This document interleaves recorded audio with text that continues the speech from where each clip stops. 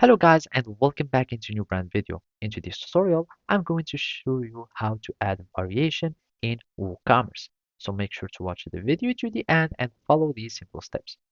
And basically to add variations, make sure first that you are in the WordPress panel, admin panel, so you can start adding configurations, etc.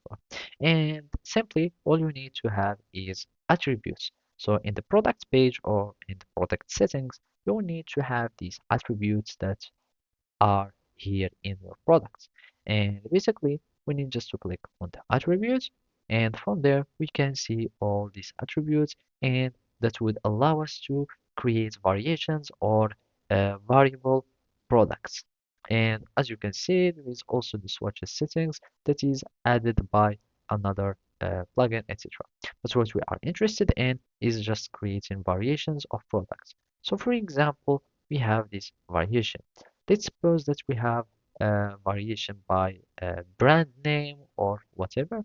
And let's suppose that we have a t-shirt and we want to create by a brand name.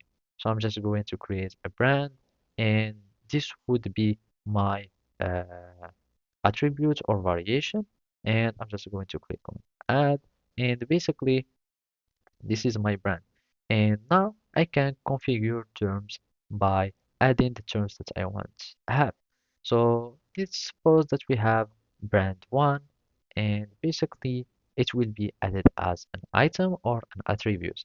And after that, you create all this. You can go now to your products, and for example, I can create a product, or let's just edit this one, and you can give him the attributes that we have created.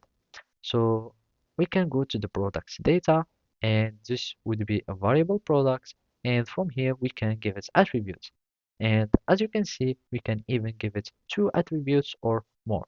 So basically you can only choose one. You can choose all the attributes that you would like. We can add the brand one that we have just created, and basically I'm just going to put it like this, and that's it. And as you can see, it can be visible on the products page or used for variation, etc. And you can save attributes, and that's it. So basically this is how you can do it. Thank you for watching and see you next time.